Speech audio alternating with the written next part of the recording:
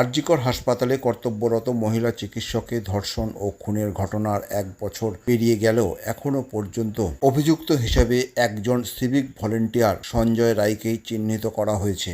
পরিবারের পক্ষ থেকে একাধিক ব্যক্তির উপস্থিতি দাবি করা হলেও তদন্তে এখনও পর্যন্ত সেরকম কোনো তথ্য পাওয়া যায়নি, যা নিয়ে রাজ্যের বিভিন্ন বিরোধী রাজনৈতিক দলগুলি তাদের কর্মকাণ্ড চালিয়ে যাচ্ছেন। এমনকি বেশ কিছু অরাজনৈতিক সংগঠনও লাগাতার আন্দোলন চালিয়ে যাচ্ছেন।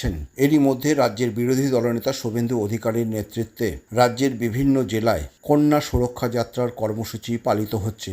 আজ উত্তর 24 পরগনা জেলার ব্যারাকপুর লোকসভা কেন্দ্রে শুভেন্দু অধিকারীর নেতৃত্বে অনুষ্ঠিত হল কন্যা সুরক্ষা যাত্রা। এদিনের কন্যা সুরক্ষা যাত্রায় শুভেন্দু অধিকারী ছাড়াও উপস্থিত ছিলেন ব্যারাকপুর লোকসভা কেন্দ্রের প্রাক্তন সাংসদ অর্জুন সিং সহ ব্যারাকপুরের স্থানীয় বিজেপি নেতৃত্বরা। কন্যা সুরক্ষা যাত্রা শেষে পথসভায় বক্তব্য রাখেন রাজ্যের বিরোধী দলনেতা শুভেন্দু অধিকারী। বক্তব্যে শুভেন্দু অধিকারী একাধিক বিষয় তুলে ধরেন। আরজিকরে নির্যাতিত তরুণী চিকিৎসকের মৃত্যু প্রসঙ্গ তুলে ধরেন বিরোধী দলনেতা শুভেন্দু অধিকারী। এই প্রসঙ্গে ঠিক কি বলছেন শুভেন্দু অধিকারী, শুনুন।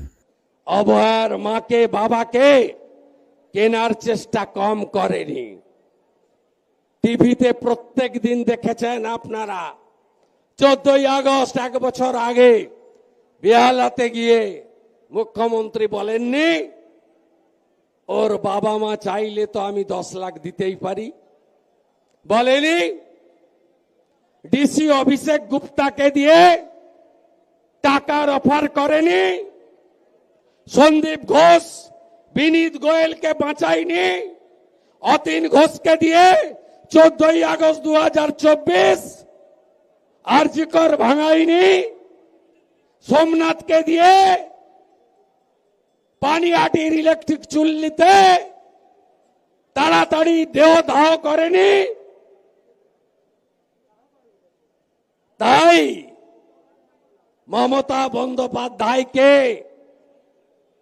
না সরানো পর্যন্ত কোন মা বেটি বোন দিদি সুরক্ষিত থাকতে পারেন না। পাশাপাশি শুভেন্দু অধিকারী আরও অভিযোগ করেন, যেখানে আমি দলীয় কর্মসূচি পালন করতে যাই সেখানেই বেশ কিছু মহিলা পুলিশ কর্মীকে পাঠিয়ে দেওয়া হয় তার সামনে। তখনই আমি সংযত হই এবং যাতে আমার বিরুদ্ধে কোনো পদক্ষেপ করতে না পারে সেদিকে সদা সচেষ্ট থাকি। মহিলা পুলিশদের প্রসঙ্গে কি বললেন শুভেন্দু অধিকারী, শুনুন। আমি যেখানেই কর্মসূচি করতে যাব, বিধানসভার গেটে হোক, বিধানসভার ভেতরে হোক, লালবাজারের সামনে হোক, নবান্ন অভিযান হোক,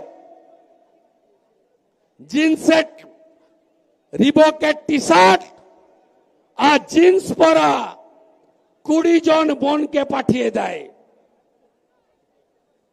তারা পুলিশ না তৃণমূলের মহিলা বাহিনী আমি জানি না, আমি সুযোগ দিই না।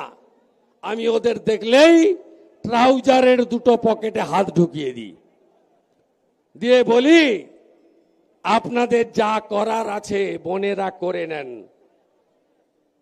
আমার হাত কিন্তু আমি নিজেই বন্দি করে রেখেছি। আপনাকে মমতা পাঠিয়েছে যাতে আমি আপনার সঙ্গে ধাক্কাধাক্কি করি। ওই ছবিটা মমতা চায়। বিরোধী দলনেতাকে জব্দ করতে পারছে না।